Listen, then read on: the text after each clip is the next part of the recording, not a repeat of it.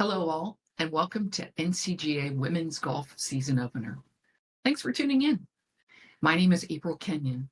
I'm in my second year as a member of the NCGA Board of Directors, and I'm feeling pretty darn lucky to be the 2024 Women's Golf Committee Chair. Should be a fun year.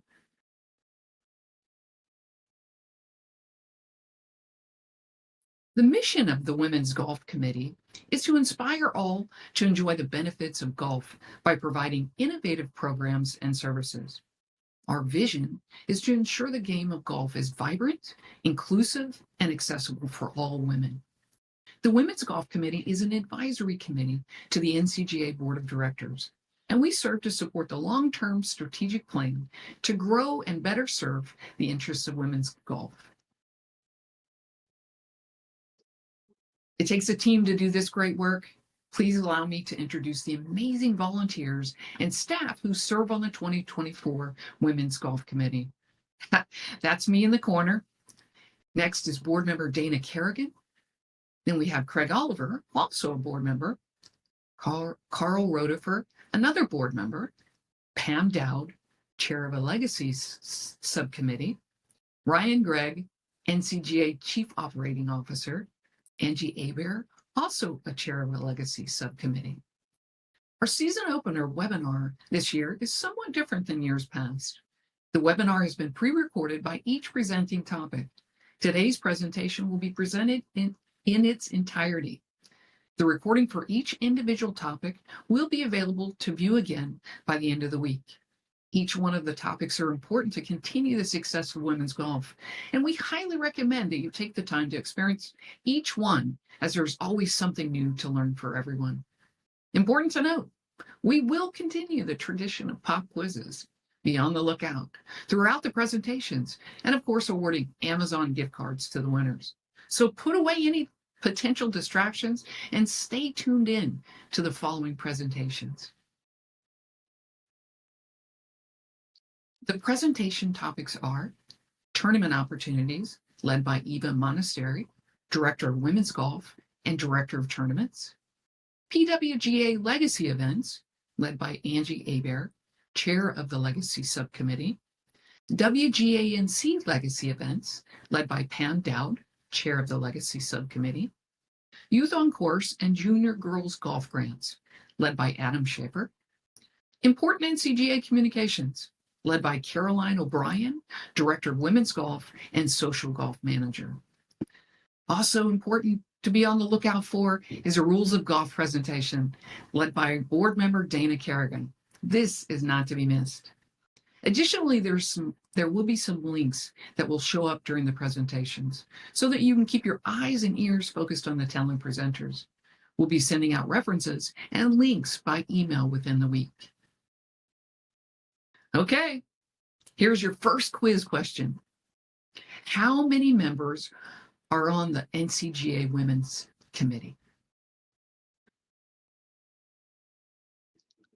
We hope you enjoy this webinar, and we look forward to seeing you out on the links very soon.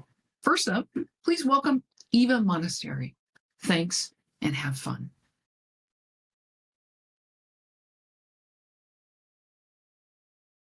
Thank you, April. My name is Eva Monisteri, and I'm the Director of Tournaments and Director of Women's Golf for the NCGA. We are so glad that you could join us today. I would like to thank all the club officers for all the work you do. Our strength as an organization comes directly from you and your members. Your participation and support of our many events is what keeps us strong and growing. We will email any important links to you later this week. We also have some prizes to give away. Sometime during the meeting, we will also give you a couple of questions. And the first one who answers each one correctly using the comments will win a $15 Amazon gift card. There are nearly 35,000 female members in the NCGA, and our goal is to deliver great events for all. What kinds of events? Well, we have net events, scratch events, stroke play, match play, mixed team, scramble, 4-ball, junior, senior, mid-am, and more. Find the one or several for you and sign up.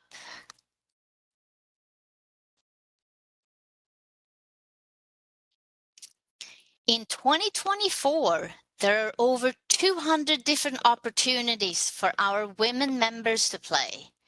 We have an exciting tournament schedule planned for you. For 2024, 12 WGNC and PW Legacy tournaments are planned. We use the word legacy to distinguish our long-standing events from the events now available to you through the NCGA after the unification. Make it a point to invite someone new from your club to join in the fun. Perhaps you can start with an open day, a play day, or a scramble tournament.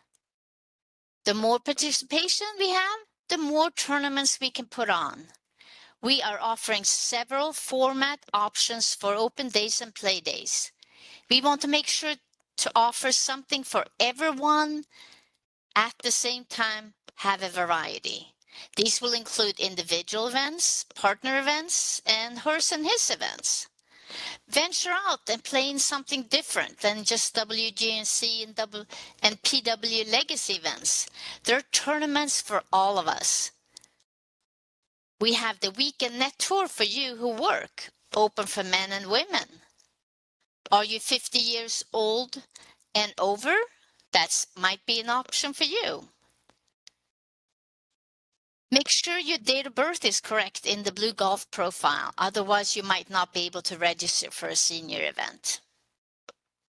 You have asked for a Mid-Am championship, and you got one. You have asked for a scratch flight in the November 4-ball event at Poppy Hills. You got one. You asked for an all-women team for zone teams. You got one. Zone Teams is a great event where each facility may submit 2 zone teams provided one team consists of all women. The top 2 teams from each regional qualifier will play for the championship at Spyglass Hill and Poppy Hills. We started all these last year.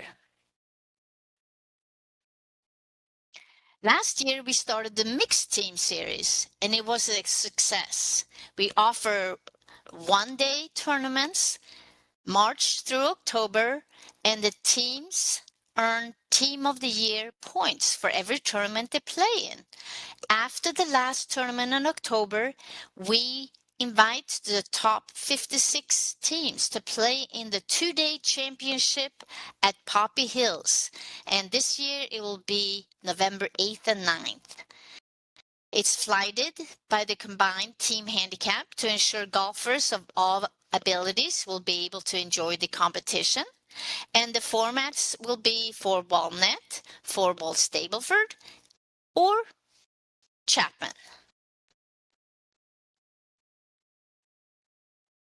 Last year, we started the individual net match play challenge, and it has become so popular. So this year, we added a division to the net match play, and that's a partner event, a 4-ball format, which is a better ball of 2 players. Participants will be given a time frame for each round to schedule and play their match against their opponent at a venue both players choose. Expenses are the player's responsibility. The matches will be played at net match play. Players need to be 18 as of March 4th, 2024. Players are responsible for expenses until the quarterfinals. NCGA pays green fees for quarterfinals through finals. Quarterfinals for both brackets will be on August 16th at Spyglass Hill. The semifinals are to be determined. The finals for the individual will be at the Olympic Club, the Lake Course, on September 7th. The finals for the 4-ball will be at Lake Merced Golf Course on September 11th. Players are allowed to sign up for both brackets.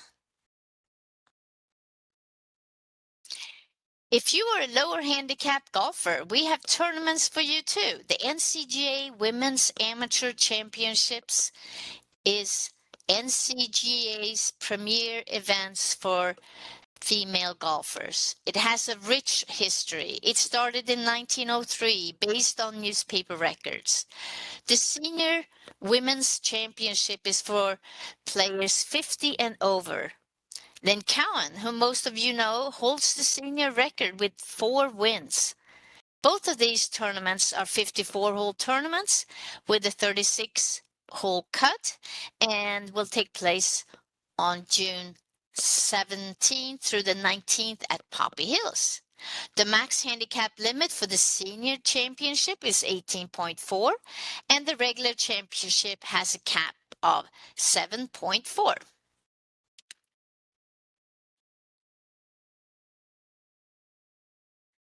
Grab a friend and sign up for the 4-ball net, which takes place at Poppy Hills in November. It's always oversubscribed, so sign up early. The registration will open on July 15th at 8 a.m. Now let's have some fun. We would like to give out a gift card, so get ready to type your answer in the comment. How many events will NCGA host for women only this year? Type your answer in the comments section.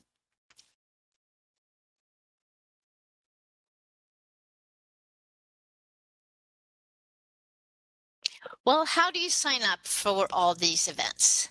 Well, you go to our website, ncga.org, and right underneath the tournament programs, you find the full 2024 tournament schedule. This shows all the 600 plus tournaments the NCGA offers for men, women, and juniors. Right underneath the NCGA logo, you see a drop-down box that says schedule. Here you can filter by open days, play days, and women's golf.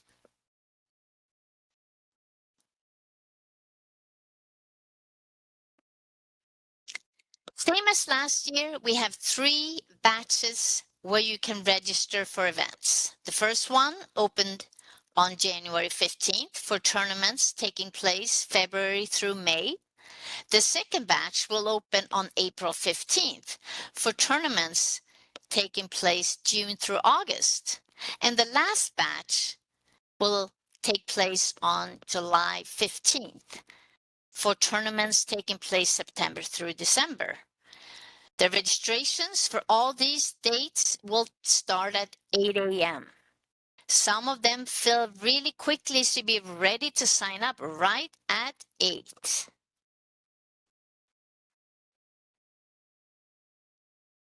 The California Amateur Cup Match is a biennial competition that brings together the best players from Northern and Southern California. Each team consists of 20 players, 12 men and 8 women over the age of 25. Participating players are selected by the California Golf Association Board with consideration to the NCGA Player of the Year standings. The event takes place in December in odd years. So last year, the NorCal team brought home the trophy. This year, it will take place on October 14th and 15th at Poppy Hills. This is the competition where women amateurs play against women pros. Both of these events utilize a format similar to the Ryder Cup or Solheim Cup. You can find this information if you go to the ncga.org website and then select tournaments and then tournament information, and then scroll to the bottom to find the Player of the Year program. All these links are available under Player of the Year program. The program runs from October 1st, 2023 to September 30th, 2024.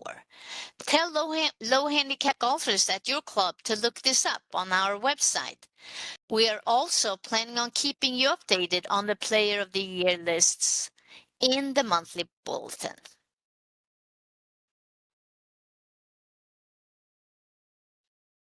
And then we have 4 high school tournaments, the Helen Langfeld Memorial High School Tournaments.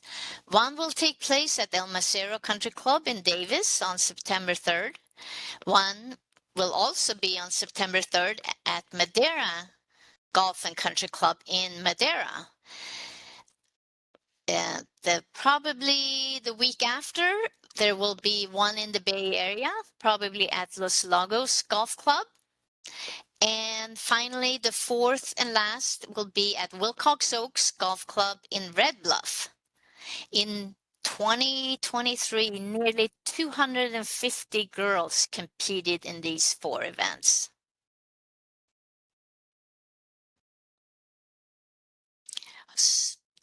Are you ready for question number 2? What format has the Net Match Play Challenge added this year? Type your answer in the comments section. I'm now going to turn it over to Angie Hébert, the chair of the PW subcommittee.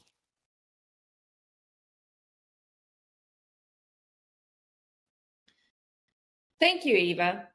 My name is Angie Hébert, and I'm the chair of the Pacific Women's Golf Association, or the PWGA, subcommittee under the NCGA Women's Committee that April talked about earlier. A little bit about myself before I begin by giving you a brief overview of my experience with golf. I started over 20 years ago, but really didn't get to play until I retired as an airline pilot in 2020. The more I played, the more I got acquainted with the women, and the more I got involved with the PWGA. I knew this would be something I wanted to do. One thing led to another, and now I'm the chair for 2024. I was previously the vice chair for 2023, which went by really fast.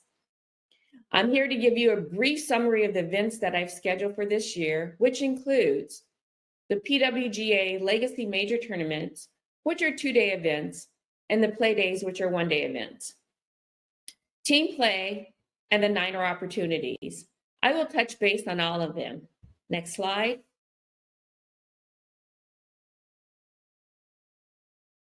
Kicking off the season will be the Grandmothers Tournament, which originally started in 1960. Yes, you've heard me right. Let's pause and take that in. Well, along the way, it was decided to change the name to Seniors and Super Seniors. We can only wonder why. Our seniors are ages 50 through 69, and our super seniors are 70 plus. The format for this tournament would be flight at stable forward, gross and net in both decisions. This year event will be held on April 23rd and 24th at Greenhorn and Angels Camp in Copper Valley in Copperopolis. The 2 courses are about 15 minutes apart. A great place to stay, to eat, to drink, and to have some fun. It's also a great opportunity to invite your friends for a getaway. There are some Airbnbs and VRBOs in the area if you're driving the distance. For those who want to venture further out, Jackson is around the corner from some gambling if you're into that. If you happen to see my mom, her name's Mildred, she's 85, but she looks 75 and still drives. Most Tuesdays and Wednesdays, she's having fun pulling the handle on the slot machine. Tell her I said hello, wave to her, and I hope she's winning. Next, and we have the Spring Partners. Next slide, please. Which is June 17th and 18th in Plumas Pine. It's another beautiful location located near the Plumas National Forest. The format for this one is 4-ball, so 2-person better ball, so get yourself a partner. The other tournament, in about a month off, we're going to have a month off, and we're back in action with the mixed couples and the summer partners. It is frequently held in Reno area, but this year we changed it up so it could be a little closer to home for some, me in particularly, which means I don't have far to drive. Rancho Solano and Paradise Valley on July 10th and 11th in Fairfield, California. These sister properties are across the road from each other and have been kind enough to open up their courses to us. Our format is 2 fields. The mixed couples would be man plus the woman, and the summer would be woman plus women. Next slide. Moving on is the Legacy Open. On August 27th and 28th at Eagle Vines and American Canyon will be hosting. It's very close to Napa, and those who like to indulge in a glass of wine or two after your round to relax is just a drive away. That one is a low gross over the field with the Legacy PWGA champion of 2024, which comes with a few goodies. It's also low gross and flights will be winners. The shining jewel and highlight of our Legacy events is the Helen Langfield tournament. It is a low net championship event named after our PWGA founder. This is our final tournament of the season, and it will be held in the Monterey Bay area. The dates are October 22nd and 23rd, another road trip. Del Monte in Monterey and Pacific Grove is our destinations. The format is a flighted stroke play, low net. It's plenty to do and see after you're around. The Monterey Bay Aquarium, the 17-mile drive, the Fisherman Wharf area. And we also booked rooms at the Embassy Suites, where we will hold a luncheon after golf on the second day, October 23rd. Moving on to play days. Historically, the PWGA was divided into 7 geographical areas, where 5 to 8 play days were managed from roughly March through October. These events were assisted by local volunteers with a coordinator in each area with assistance from the NCGA staff, which is still true to this day. We have the Bay, Fresno, Monterey South Bay, North Central, Redwood, Sacramento, and Stockton. Anyone can play in any play day. It doesn't matter where your location that your club is located. Example, Monterey Bay can play in a Bay Area, Stockton can play in a Fresno, and a Redwood can play in a Sacramento. Play days are open to all NCGA females, but they must be 18 years or older. Playing in any play day automatically enters you into the season-long program called the Area Winner's Circle. So the more you play, the more you rack up points, which is based on your growth and your net scores that are accumulated throughout the years. 3 players from each area with the most points in gross and net at the end of the seasons are recognized with medals. So once again, the more you play, the more opportunities you have to earn points. I encourage you to try a Legacy tournament or a play day. Browse the NCGA site. Bring a friend or two who haven't attended. Meet new people and enjoy the game of golf. Team play is next up on the agenda. The only requirement you have to belong to a PWG Legacy Club. Each of the 7 areas that I mentioned before offer a team play qualifier event. Each club gets up to 2 teams of 4 players, so that's 8 players from one club to compete for the opportunity to play in a field of 32 teams at a 2-day team play championship. This year it's going to be at Hidden Brook, which is September the 16th and 17th. And our format is the best ball net of the 14 play. The number of teams each area can qualify for the championship is based on the number of teams that compete for each qualifier. So more teams equals a larger percentage of the 32 slots allocated. It's about club spirit. It's about camaraderie you have with your club and the ladies you play with. So get your team together and start practicing. If you're interested in team play, talk with your club officials or your club NCGA representative. Last but definitely not least is our Niners. We are working to expand our 9-hole events. Volunteers are always wanted and needed. 9-hole members are welcome and encouraged to play in the 18-hole legacy majors or play days. Think of it as playing 2 9-holes on the same day or playing 4 9-holes on 2 days. Don't think, just play. Currently, we have Greenhorn Creek, our team play championship on June 25th and 26th. Poppy Hills, that's a 2-day getaway on October 29th and 30th. And Bayview, the Tournament of Champions on November 12th. That's the low gross overall. So let's do a recap of all the tournaments that I just talked about. I hope this brief summary of the PWGA legacy events will encourage you to explore the many opportunities we offer for women's golf. Thank you, and I can't wait to see you on the course.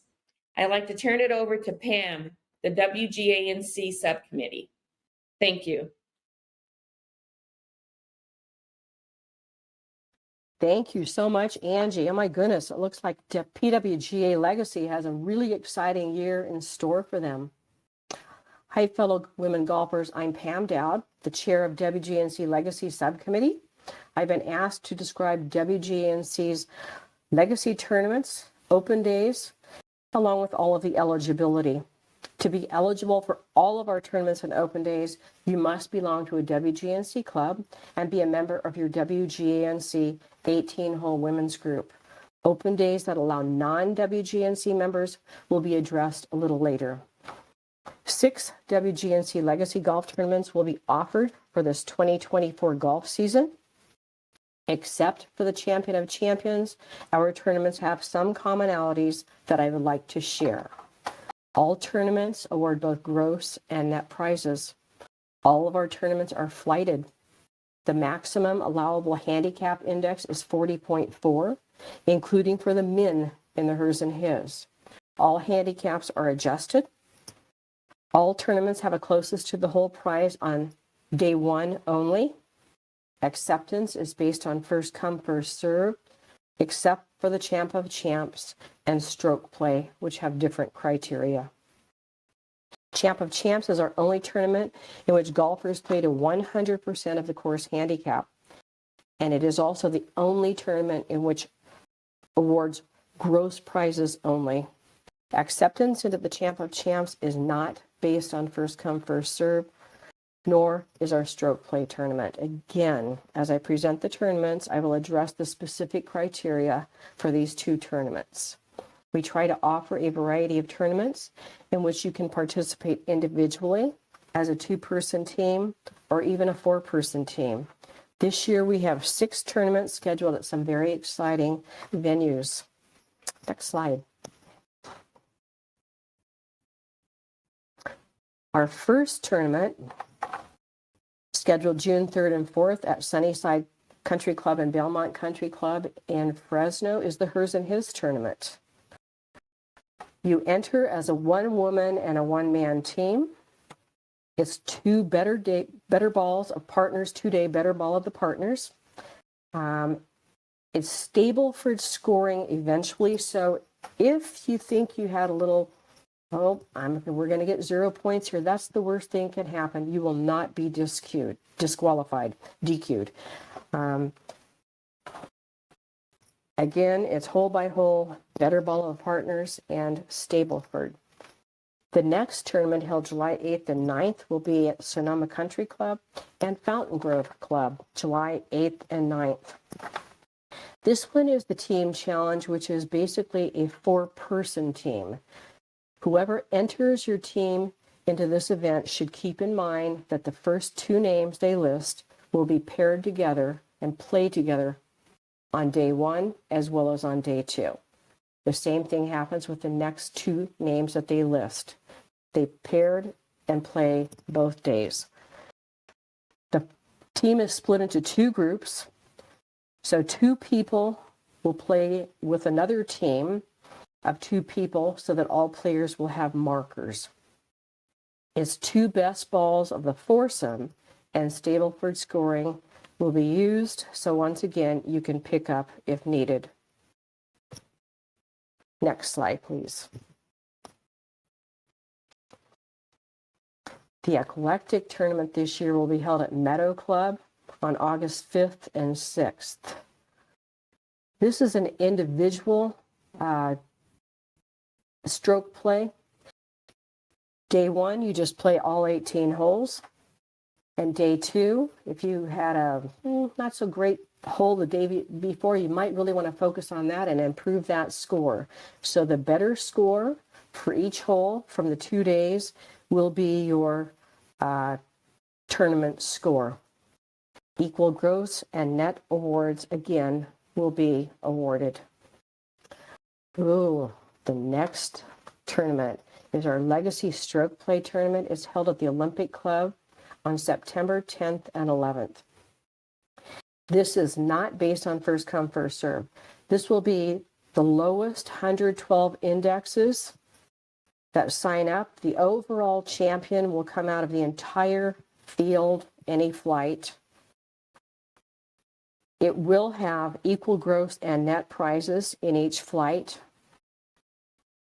You will have played a 95% of the course handicap. You may have a caddy. If you opt to have a caddy, it would really be helpful to us if you would let us know, and preferably if you would let us know ahead of time. The 2-day gross score determines the overall champion. Next slide, please. The WGNC Legacy Champ of Champions this year will be held at Blackhawk Country Club and at Castlewood Country Club, October 23rd and 24th. This one is stroke play only. Gross only. No net prizes. Stroke play, but it's no net, just gross. This one is complex to try to explain in that if you have been a club champion or a runner-up in the previous few years, or if you have been the WGNC overall stroke play champion or champ of champs for the last 5 years or so, you're probably eligible. There's so much criteria involved. I encourage you to please go on to the website and look that up so that I'm not here forever and you aren't either, trying to retain all of the eligibility. There's one overall champion. She will receive the perpetual trophy, flowers.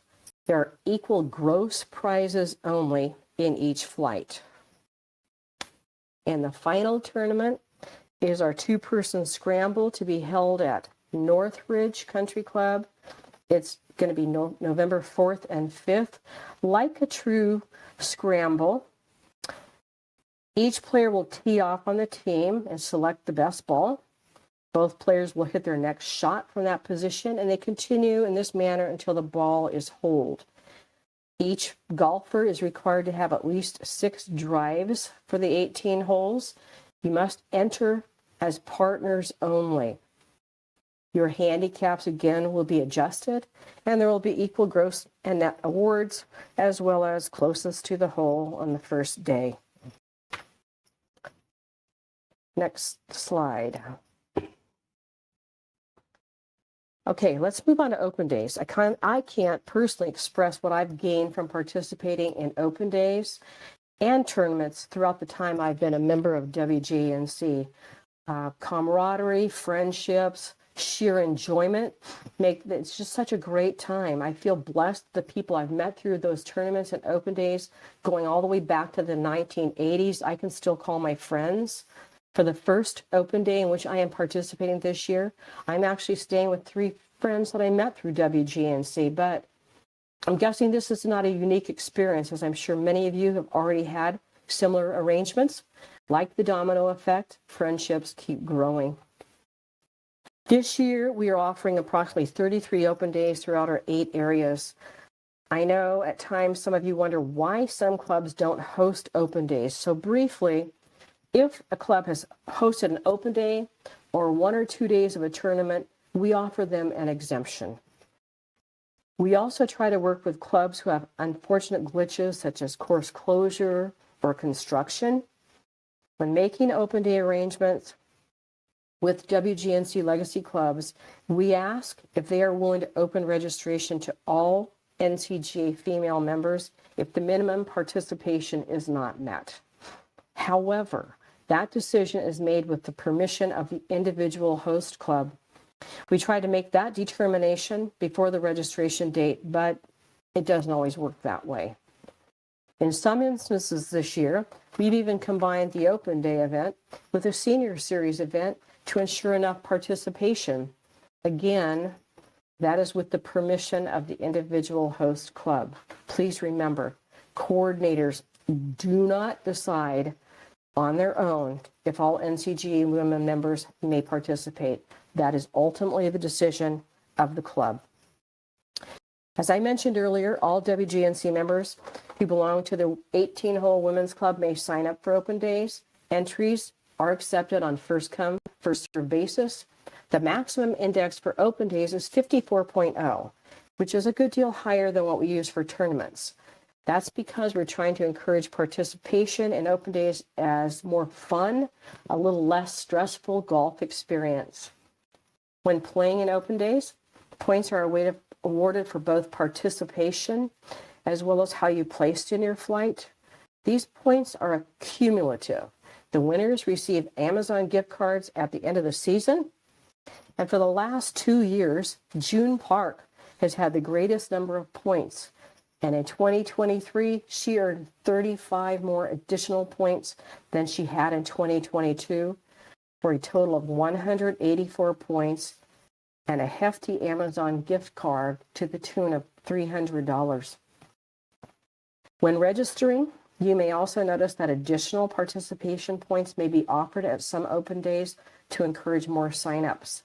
It's easy to sign up, but if it's new to you, make sure you have created a profile first, maybe even have a friend help you out. So let's take a quick look at that tournament information page.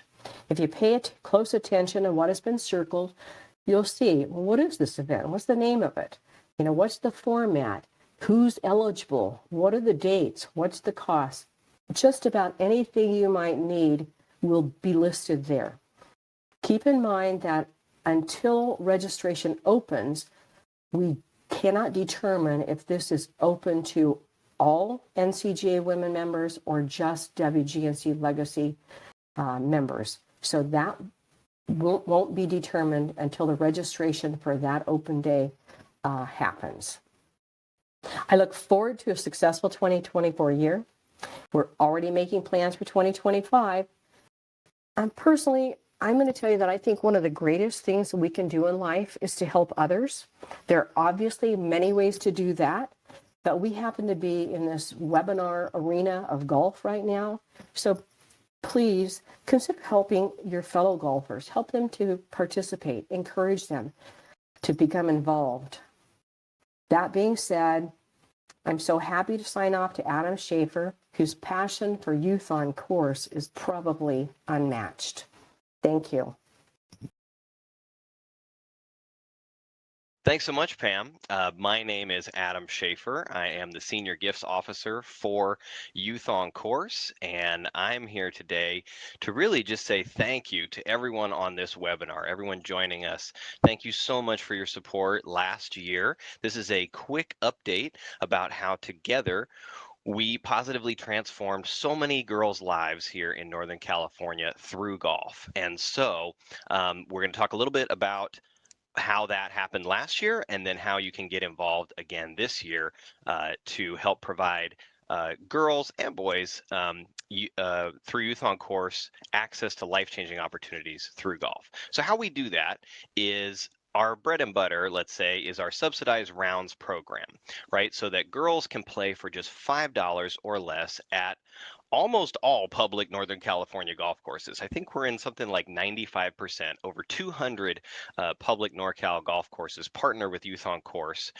so that girls can play there for $5 or less. That translated last year into more than 7,000 girls playing nearly 20,000 rounds of golf for $5 or less. And in the process, it generated more than $135,000 straight back to those courses. So it's a win for the courses because Youth on Course, right, as a 501c3 nonprofit, raises money to help them meet their bottom line with that subsidy program. And the girls pay $5 when they come and check in for their tee times. So it's a win for the courses and a win for the girls. We're also very proud and honored to continue the legacy PWGA and WGANC programs of high school girls golf grants. And those grants support girls teams and clubs at the high school level with access to practice and play, gear, uniforms, instruction, transportation costs, and even more than that. So last year, you guys and Youth on Course raised a total of almost $50,000 that was awarded back to those high schools. There were 56 high schools. They can receive up to $1,000 per season, and that actually supported 1,000 girls as well directly with that access to play and practice, gear, instruction, etc. So we are super excited to continue that program as well. We also provide a Careers on Course program that gives girls the opportunity to work in the golf industry, either as caddies or interns. And last year, we had about $11,000 in stipends awarded to 14 Northern California girls to gain that valuable work experience and see that golf really can be a career and can provide a lot more experience than just getting out there with our friends and playing, but could potentially lead somewhere in the future. We also provided 4-year college scholarships for girls to pursue higher education at the university level. So our college-bound girls, we awarded 5 Northern California girls more than $100,000 to pursue their 4-year degrees starting in the fall of 2023. And we'll keep track of them for the next 4 years. Super proud of them taking what they've learned both on and off the course to pursue that higher education. We also have an alumni program that is really kicking off this year. It launched last year and is now providing kids as they age out of our subsidized rounds program through Youth on Course, where you age out on your 19th birthday.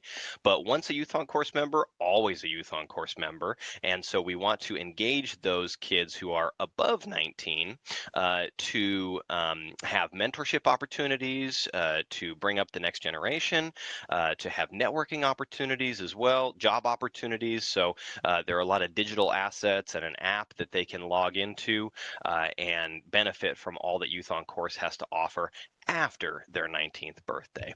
So that's a little bit about what we did in 2023 with your help to support girls here, right here in Northern California. So in the next slide, I want to talk a little bit about how we can get involved this year. So for 2024, we have a lot of fun and easy ways to help support these girls here in Northern California. The first is through club giving or a leadership giving program where every member of your club could be asked to give something like $25 when they renew their membership to the club. Or if you have current events that are on your schedule already, we could do something like a proceeds donation from there, or proceeds from an on-course game, or 50-50 raffles. Or we also have in some cases, the clubs themselves will come in and match the gifts that the members donate throughout the year. Or if someone is connected to the corporate world, we also gratefully accept corporate matching gifts. Another exciting way to get involved is actually on my hat with the 100-hole hike. It's a crazy challenge where people commit to walking and playing 100 holes of golf in one day. With Youth on Course, raising money along the way with every hole that they play, marathon style. There will be several locations here in Northern California and some destinations as well. Last year, this event alone raised $2.1 million for Youth on Course and to support all of our youth members. But this year, the key difference is that we are also allowing relay options to open up the field to more people who want to support but want to do this bucket list challenge knowledge and give back to a great charity. So the relay options are, for example, instead of one person playing 100 holes, you could get a team together of 4 people and each of you play 25 holes or something like that. So we're really excited to open that up this year. So if you're interested, my contact information will be on the last slide and we can talk more about that. And we also in November will have another online auction. Last year's auction doubled the amount raised in just 4 days for Youth on Course. We raised more than $600,000 with some pretty awesome VIP golf and luxury travel experiences and you name it. So keep your calendars marked for November 10th through the 13th, 2024, when we will have that auction live again. So then if we go to the next slide, I wanted to just take a quick moment to say thank you to all the clubs and groups who supported girls golf through Youth on Course donations in 2023. There's some amazing folks behind all of these names here, and I just really wanted to take a moment to say thank you. If you don't see your name up here but would like to get involved, definitely reach out to me. There are lots of fun and easy ways to support girls golf through Youth on Course and support girls through golf in 2024. So let's go to the last slide too. And if you're ready to support Youth on Course and Girls Through Golf, here's my contact information. I'm always open for a conversation or shoot me an email, or I'm also traveling around Northern California a fair amount this year. And I will hopefully be in your area and get to say thanks in person for the amazing support that has been given so far, but also to share some fun and easy ways to get involved with helping Youth on Course and Northern California Girls Through Golf this year. We really couldn't do it without everyone here on this webinar, so thank you so much. And I really, really appreciate all the support for our girls. Thanks. And now I'm going to turn it over to Caroline, who has a little bit more to talk about communications. Thanks again.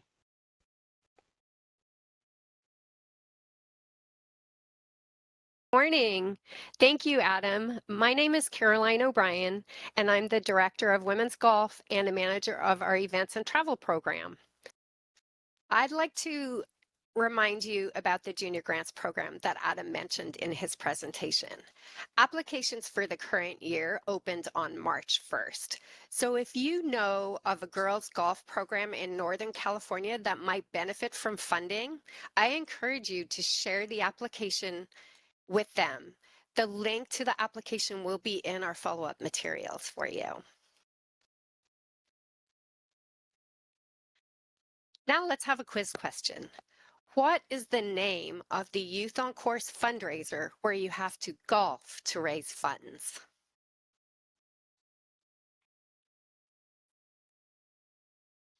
I'm going to talk a little bit about communication. There are many vehicles that we use to communicate with our members and our club officers. Our website, webinars such as this, and our email newsletters. And you should be receiving newsletters from us regularly. For women specifically, we have our quarterly women's news links and the 2024 season email blast, which you should have received last month. For players and members, we have our twice monthly handicap e-revisions that also contain news, and we have our monthly bulletin.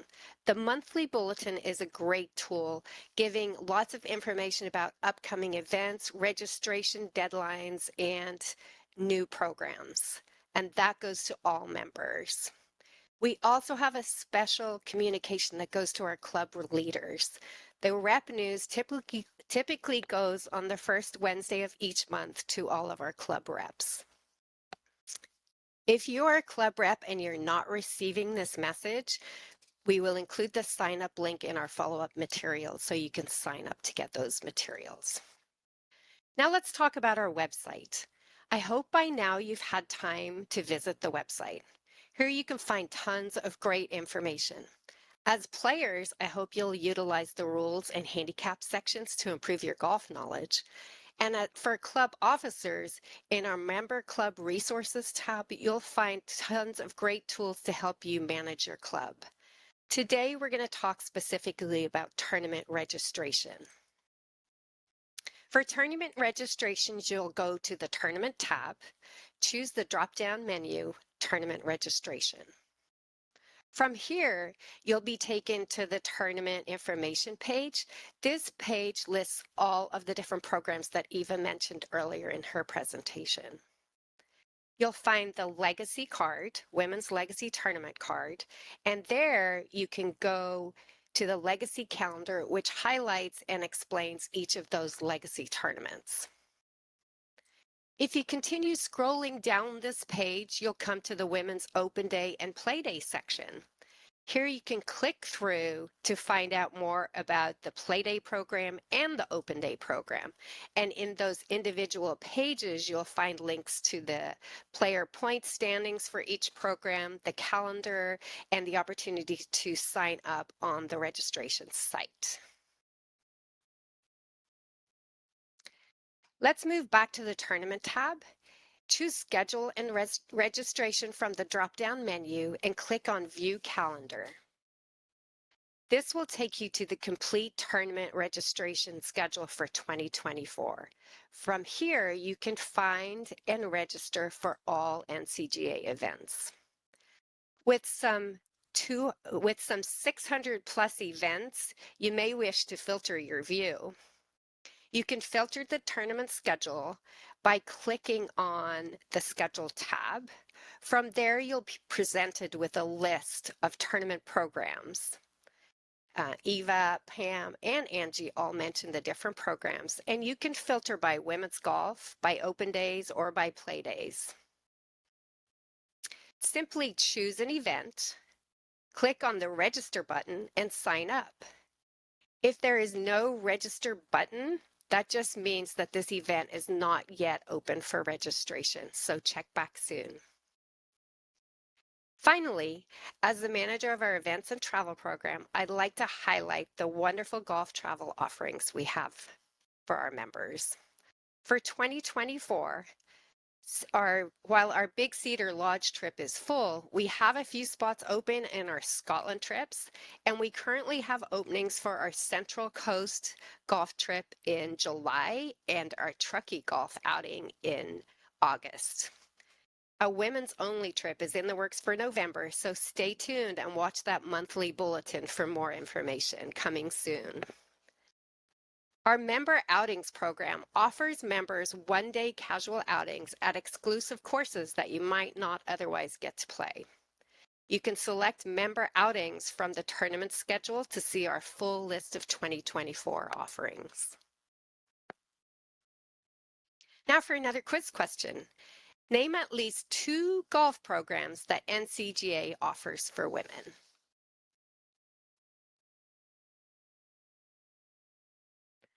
Thank you for your attention this morning. Now we're going to take a short 5-minute break, and then we will be back with Dana Carrigan and the Rules of Golf presentation in just 5 minutes. Thanks so much.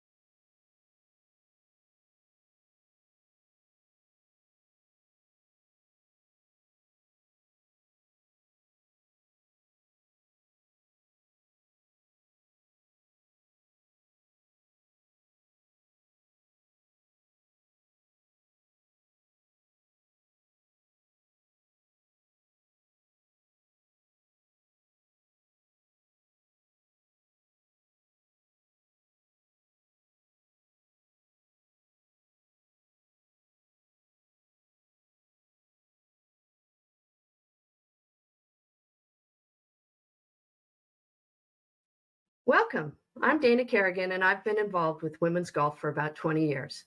I enjoy volunteering for the NCGA and the USGA. First, I became a course rater, then a tournament official, and a USGA committee member. This is my 4th year on the NCGA board, and today I'll be going over some rules topics which will help you on the golf course. We are currently using the rules of golf effective January 2023, and any clarifications that have been added since. All of this can be found on the USGA website and the USGA app. If you're new to the rules of golf, the definitions are the best place to start. Read the definitions. Knowing the definitions will help you better understand the rules of golf. The topics I'll go over today are nearest point of complete relief, the reference point for taking free relief, abnormal course conditions, a term that includes 4 conditions where I get free relief, unplayable ball, what do I do if I can't play my ball as it lies, penalty areas, what options do I have when my ball ends up in a penalty area, and finally we'll look at a few of the key changes that happened this year with the World Handicap System. Nearest point of complete relief is a definition, and it's the reference point for taking free relief from abnormal course conditions, dangerous animal conditions, wrong green, no play zone, if your course has them, and taking relief under certain local rules. The nearest point of relief, complete relief, is the estimated point where the ball would lie that is nearest to the hole, but not near a hole in the spot in the required area of the course. So this ball is in the general area, it's on the cart path, where there's no interference from the condition from which relief is being taken for the stroke I would make from my original spot if this condition weren't here.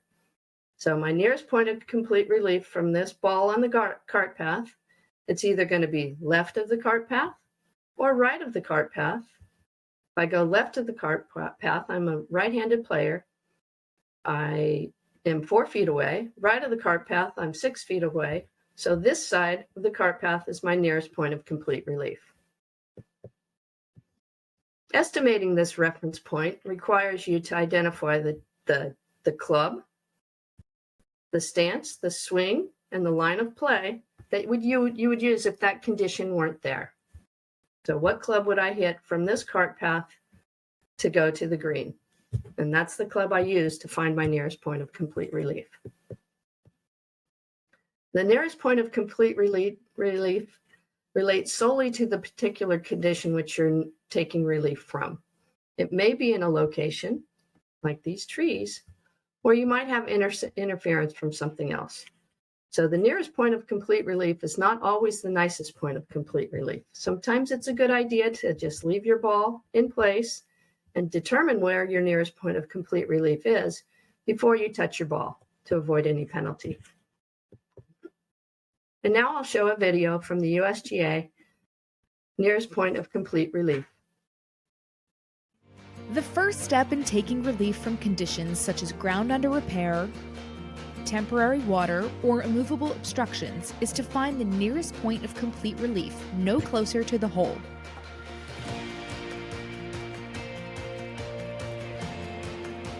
This location is the spot either left of, right of, or behind your ball where the condition you are taking relief from no longer interferes with your stance or swing.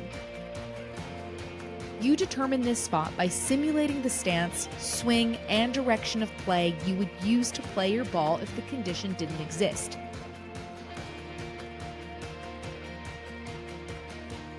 The nearest point can change based on a variety of things, including whether you're right or left-handed, your height, or your choice of club. In this case, the player's nearest point of complete relief from the cart path is not to the left in the clear, but rather under the tree.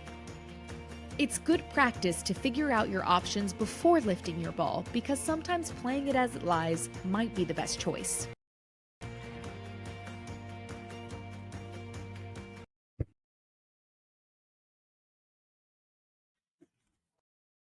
My next topic is abnormal course conditions, and it's free relief that's allowed from interference by animal holes, which includes loose dung, loose material dug out of the hole, a track or trail that leads into the hole, any ground that's raised by animal digging underground, ground under repair, like this picture right here, enclosed by a white circle. It's any area that's marked by the committee, and 3 things by default, and that would be animal piled for removal, any holes that are made by the maintenance staff, like penalty area stake holes, or if they're working on the golf course, does not include aeration holes, and any animal habitat that might be damaged by the player in playing a stroke. So if there's a bird's nest that would be damaged by your swing, you get free relief from that. Immovable obstructions, which include artificially surfaced paths like cart paths, drainage ditches, like in this picture. It's an immovable obstruction, and temporary water, like this water in the bunker. So it's accumulation of water that can be seen on the ground before or after you take your stance, or if my ball's in it. Collectively, you can take free relief from all of these by using the nearest point of complete relief. So interference exists when the player's ball touches or is in an abnormal course condition. An abnormal course condition interferes with the player's area of intended stance. Right here, he's standing on the golf cart.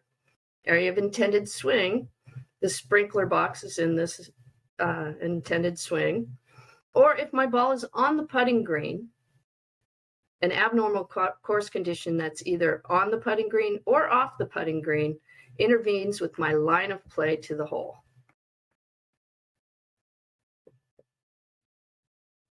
Relief from interference but from an abnormal course condition is allowed only when the abnormal course condition is on the course, not out of bounds, and the ball is anywhere on the course except for the penalty area, where the player's only relief is the penalty relief.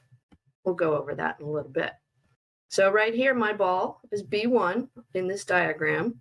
My nearest point of complete relief for a right-handed player would be P1, 1 club length, no nearer the hole, and that is my relief area that I drop the ball in. If my ball is off the cart path, I'm still a right-handed player, and my stance happens to be on the cart path, my nearest point of complete relief will be P2, 1 club length, no nearer the hole. So you can take free relief by dropping the original ball if you can retrieve it. You also have the option of playing another ball. Anytime I'm taking relief, I can substitute a new ball. And the reference point is the nearest point of complete relief in the general area. The size of the relief area is 1 club length, and it must be in the general area, no nearer the hole than the reference point, which is right here behind this ground under repair. And you must take complete relief from whatever you're taking relief from. The condition you're taking relief from is this ground under repair. I have to take complete relief. I can't be standing on it. My swing can't touch it. So I have to take complete relief from the abnormal course condition. If my ball is in a bunker in temporary water, I get free relief in the bunker, 1 club length, no nearer the hole. If there is no nearest point of complete relief, say this whole bunker is completely filled with water, I get maximum available relief in the bunker, which means my ball still could be in the water, or my stance could be in the water. Maximum available relief. But I do have an additional option outside of the bunker for 1 penalty stroke. And it's outside of the bunker. It keeps the spot from the original ball between the hole, so where the flagstick is, through my original ball, back as far as I want. And with back on the line relief, a change this year, your ball needs to be dropped on the line, or changed in 2023. Your ball needs to be dropped on the line to activate the relief area. And this relief area creates a 1 club length circle in any direction. Can't be nearer the hole than my original ball. Can be in any area of the course. So if I want to drop it in another bunker, I can do that. But must be in the same area of the course that the ball first touched when dropped. The player's ball is on the putting green, my nearest point of and I have interference from an abnormal course condition. I have my ball's in a puddle on the putting green. The difference is I'll find my nearest point of complete relief, and I will place my original ball or another ball at the nearest point.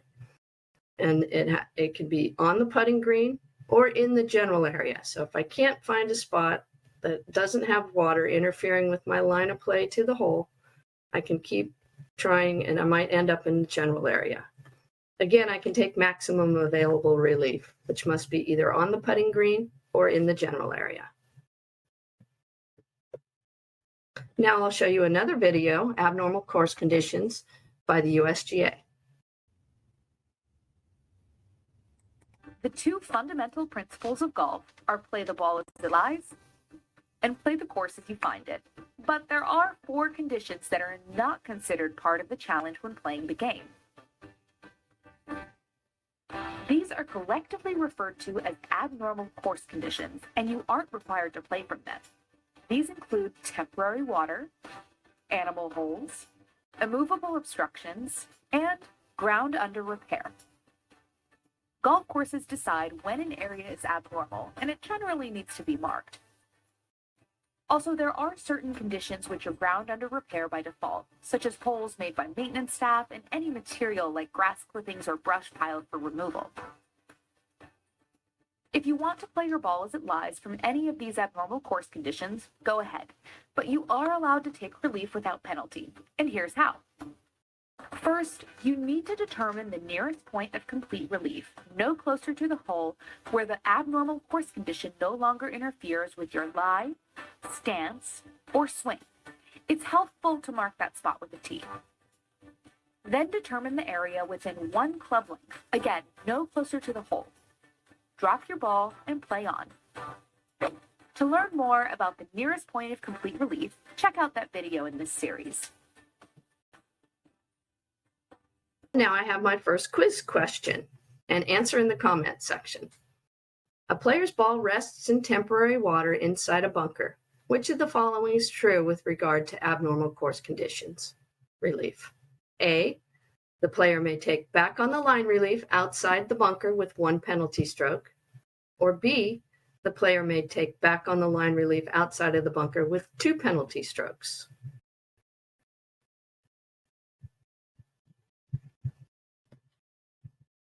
And the answer is A, 1 penalty stroke, outside of the bunker, back on the line.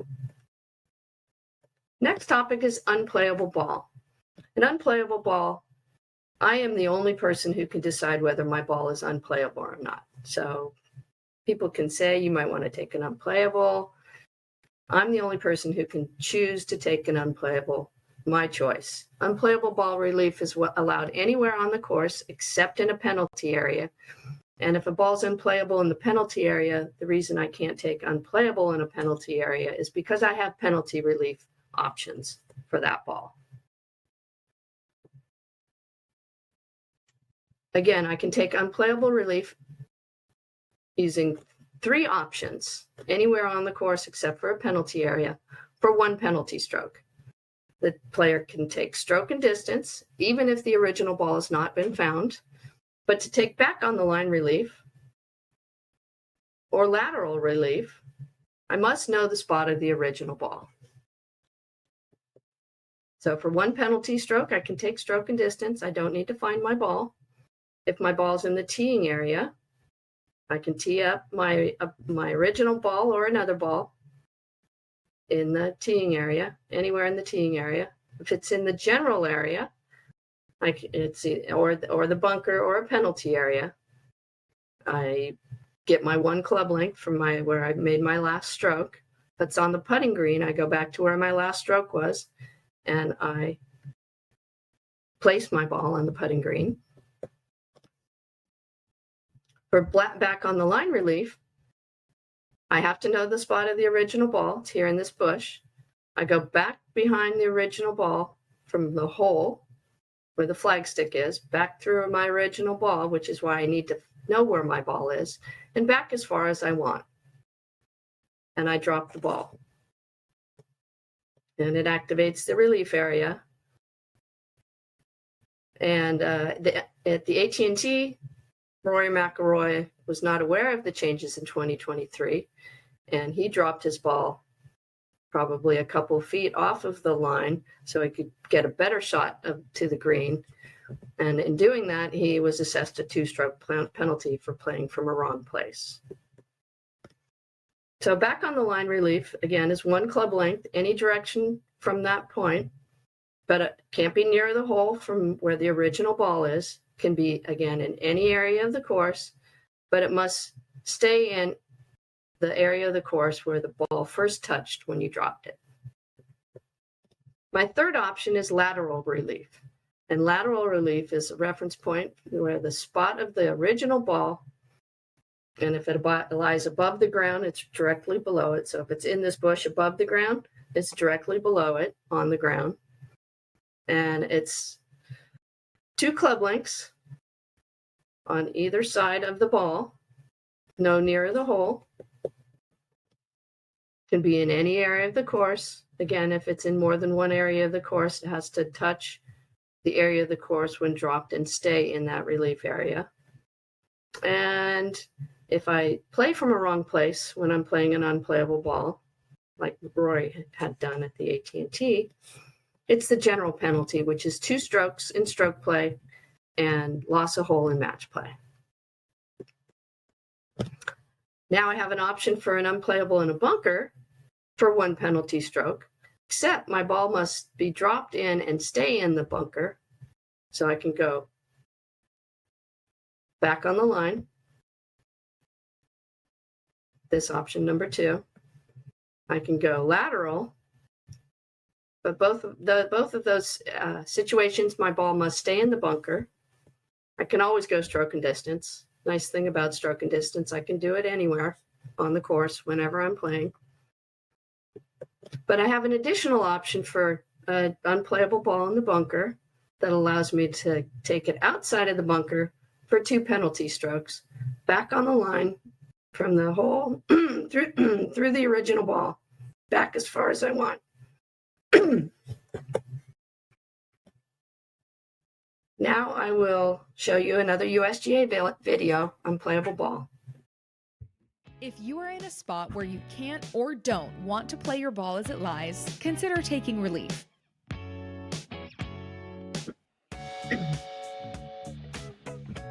Unplayable ball relief can be taken anywhere on the course except when your ball is in a penalty area, where the penalty area rule applies. If you decide to take relief, you have 3 options, but all come with 1 penalty stroke. The first option is stroke and distance, which means you can go back to the spot where you last played. The second is to imagine a straight line from the hole through the location of your ball and drop on that line behind it. Your ball can roll up to 1 club length in any direction from where it first struck the course, including forward. The third is to drop anywhere within 2 club lengths of your ball, no closer to the hole. In a bunker, you have the same 3 relief options, all for 1 penalty stroke. The only exception is you must stay inside the bunker if using either the 2 club length or back on the line option. There is, however, a 4th option that only applies when you decide your ball is unplayable in a bunker. It allows you to get out of the bunker by going back on the line as far as you'd like and comes with 2 penalty strokes.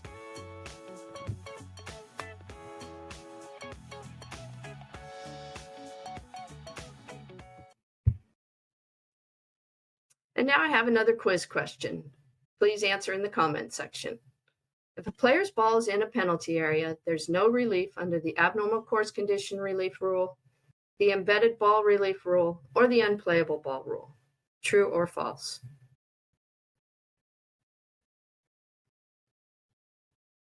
And the answer is true. I do not get relief when my ball is in a penalty area for any of these conditions. Penalty area is my next subject, and it is also a definition. It's an area on the course with relief for one penalty stroke is allowed if your ball comes to rest in there. The penalty area is any body of water on the course, whether it's marked or not. It can be a sea, a lake, a pond, a river, a ditch, open water course, even if it doesn't contain water. And any other of the part of the course that the committee defines as a penalty area. There are two types of penalty areas, red and yellow. Yellow penalty areas are marked with yellow stakes or lines, and they give you two relief options. Red penalty areas are marked with red lines or stakes and give the player an extra lateral relief option, in addition to the two relief options available for yellow penalty areas. And if the color of the penalty area has not been marked or defined by the committee, it's treated as a red penalty area. The edge of the penalty area extends above the ground and below the ground. That means all the ground and anything in it inside of the edge of the pen is part of the penalty area, whether it's above or below the surface of ground. And if there's an object that's in both areas of the course, general area and the penalty area, such as a bridge or a tree that's rooted in the general area and overhangs the penalty area, only part of the object that's inside of the edge is part of the penalty area. The edge of the penalty area should be defined by stakes, lines, or physical features. In this top diagram, it's defined by stakes, the edge of the penalty area, and it is stake to stake. So this line defines the penalty area. The stakes are inside of the penalty area. So anything on the course side is outside, anything on the line or inside would be in the penalty area. If they're defined by lines on the ground, the edge of the penalty area is the outside edge of the line itself is in the penalty area, or physical features like this grassy area, beach, desert, vineyard. The committee should say how the edge of the penalty area is defined in the notice to players and the local rules. So I have options for my ball in a penalty area. If any part of my ball lies in or touches the ground, anything inside of the penalty area, above the ground, it's considered inside the penalty area. So if my ball is actually touching the line, my ball is inside the penalty area. And the player can either play the ball as it lies, and I can do everything I can do in the general area. I can move loose impediments. I can take practice swings. I can ground my club. I can touch the water. Or I can take penalty area relief by taking it outside of the penalty area for one penalty stroke. And if my course has a no play zone, I must take penalty relief. If this were a green top, red stake, green top, no play zone, I have to take relief outside of the penalty area for one penalty stroke. I don't have to find my ball, but it has to be known or virtually certain that the ball came to rest in the penalty area for me to take penalty relief. And once I put another ball into play, my original ball must not be played even if I find it within the 3-minute search time. But if it's not known or virtually certain that my ball came to rest in a penalty area, my ball is lost and my only option is stroke and distance. So known or virtually certain is another definition, and it's the standard for deciding what happened to your ball. And for this example, is my ball in the penalty area? It has to be known or virtually certain, not just possible or probable. It means there's conclusive evidence. So if this is a tightly mown area of the course on both sides of this creek and I can't find my ball, there's conclusive evidence that my ball went into that penalty area. Maybe a spectator or another player saw it go in there. That's conclusive evidence. So it has to be a small degree of doubt, 95% likely that the event happened, known or virtually certain. And I have relief for balls in the penalty area, and I have to be known or virtually certain, or I have to see the ball. The player has relief options for one penalty stroke, stroke and distance, back on the line, or lateral for red penalty areas only. Again, my stroke and distance, this looks similar to unplayable ball. I can play the original ball or another ball. If I'm in the teeing area, I can tee it up. If I'm in the general area, the bunker, or another penalty area, I go back to my original spot, drop it one club length. Or if I'm on the putting green, I will place it from where my last stroke was made.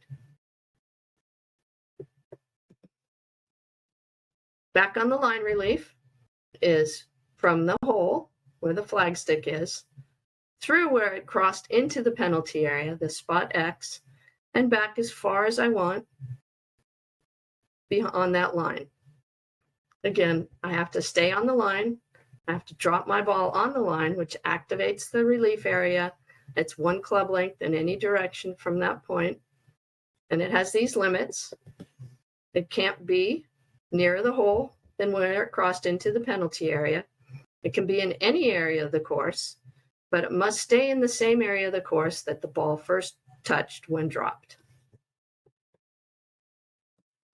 And my third option is the lateral relief option, and this is for a red penalty area only. This lake is designated as defined as a red penalty area.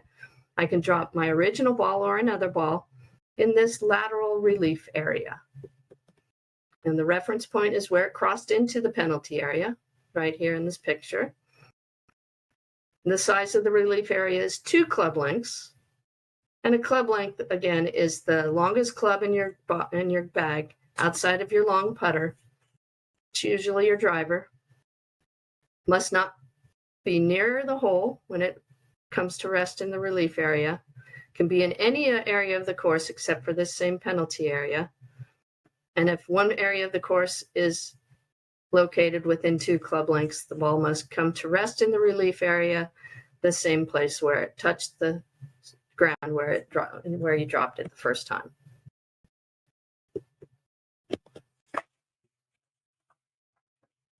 Rule 25 was added in 2023 to include modifications for players with disabilities. In this example, a mobility device is allowed. A player using a mobility device is allowed 4 club lengths from a relief area. And now for the final quiz question, answer in the comment section. If the color of a penalty area has not been marked or indicated by the committee, it is treated as a yellow penalty area. True or false?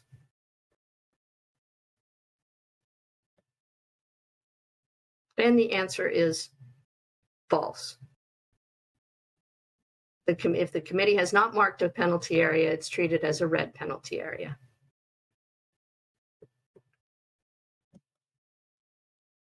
The NCGA has 6 on-course rule seminars. We'll be doing live demonstrations on the golf course in the morning. We'll have a lunch afterwards. And you can sign up for all of these on Blue Golf, and they are available now. So sign up for an on-course rules seminar. It's really wonderful to be able to see the different situations on the golf course live and in person. There's a lot of different additional rules resources out there. You can go to the USGA website or the NCGA website. If you haven't downloaded the Rules of Golf app, it's free. It's wonderful. You can search for different situations on the golf course. There's also a USGA Rules 101, which is a free online course. Rules of Golf explained videos, which include some of the videos I've shown today. And plenty of rules quizzes to help understand the rules of golf. There have been the World Handicap System was updated in 2024, and some of the key changes that happened is that we've rated 9-hole courses that are short, that are 750 yards or more, and 1,500 yards for 18 holes or more. So You can now post scores for your short courses. You can post scores. They've changed how you post scores for unfinished rounds. So you must post hole by hole on the system, and the system will use your score differential for the holes that you've played. But if you've played between 10 and 17 holes, the system will use an expected score differential for the holes that you didn't play. And the expected score differential is based on your handicap index on a course of standard difficulty. So you just leave those scores blank, and the handicap system will assign you a differential for that 18-hole score. And the last thing, one of the key changes, is that 9-hole scores, you no longer have to wait for your scores to be combined. The 9-hole score will you'll have a differential for your 9 holes that you did play, and then an expected score differential for the other 9 holes to make it an 18-hole differential, which will reflect on your handicap index the following day. And you must play between 1 and 9 holes. So 1 to 9 or 9 to 18. It has to be a rated 9 holes for you to be able to get the 9-hole score. And I always like to leave on this quote from Bobby Jones: "Golf is the closest game to the game we call life. Get bad breaks from good shots, you get good breaks from bad shots, but you have to play the ball where it lies." And now I'll turn it back over to Caroline and Eva to wrap it up. Thanks so much, Dana, for a great rules presentation. I hope everybody enjoyed that. Thank you all for spending your time with us this morning. For those of you who are volunteer club leaders, we would like to say a special thank you to you for stepping up at your club and keeping your members informed and engaged. We surely do appreciate you. The website and the links that we referenced during the presentation today will be sent to you in a follow-up email. And the presentation will be available on our YouTube channel, and you will have the ability to select those sections that you wish to review. If you are one of the winners, please email us. Caroline's and my email addresses will be in the follow-up material. Thank you for all that you do, and keep up the good work. Hit 'em long and straight.